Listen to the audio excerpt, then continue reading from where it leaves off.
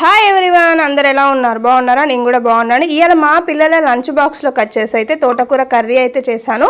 ఇలా తోటకూర కర్రీ చేయకనైతే చాలా డేస్ అయిపోతుంది, అందుకని అయితే చేశాను. చాలా ఫ్రెష్గా ఉండే, మంచిగా ఉంది అనేసి అయితే ఈ ప్రాసెస్లో అయితే చేశాను. ఫస్ట్ వీడియో తీయడం అయితే మర్చిపోయాను. ఫస్ట్ అయితే తోటకూరను అయితే మంచిగా కట్ చేసుకొని ఒక 2-3 సార్లు ఉప్పు వాటర్లో వేసి అయితే కడిగి పెట్టుకోండి.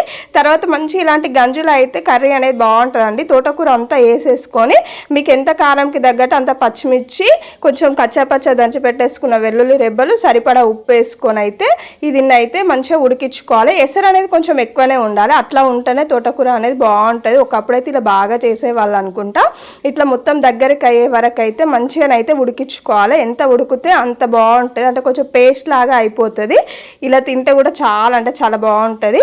చూడండి, వాటర్ అంతా వెళ్ళిపోయినాయి. మంచి ఒక గంటెతోని కానీ పప్పు రుబ్బతోని కానీ మంచిగా స్మాష్ చేసేసుకోవాలి. అలా స్మాష్ చేసేసుకుంటే మాత్రం మంచిగా మెత్తగా అయిపోతుంది. కాడలు కానీ ఆకు కానీ కనిపించకుండా మెత్తగా అయిపోతుంది.